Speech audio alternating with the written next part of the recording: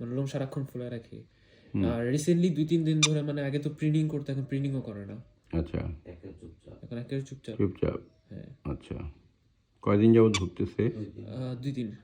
Vaccine ট্যাকসিন দেওয়া আছে? না, ভ্যাকসিন ভ্যাকসিন কিছু ট্যাকসিন দেওয়া দেওয়া না? হয়নি। আচ্ছা, ঠিক আছে। আর হইল খাওয়া প্রথম কয়দিন, এই যে 40 ml করে কতদিন দেওয়া হয়েছে? 40 ml করে মোটামুটি সপ্তাহখানেক। সপ্তাহখানিক। না, সব বেলায় তো তোমার সমান খায় না। না, অ্যাভারেজে আর কি খাইছে, যেমন ভোরবেলা 10 ml, আর দুপুর বিকেলে 12 ml করে খাইছে, দিন আবার রাতে 10 ml। 10, 12, 10। আচ্ছা, তাহলে গড় করলে কত আসে? কর করলে 10-11 আর কি।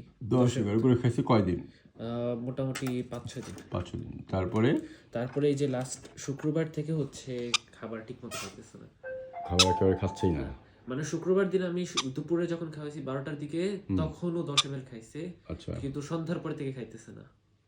আচ্ছা, খুব চটপটা ছিল প্রথম মানে অনেক উঠতো, অনেক উড়াউড়ি করতো, খেলাখেলি করতো।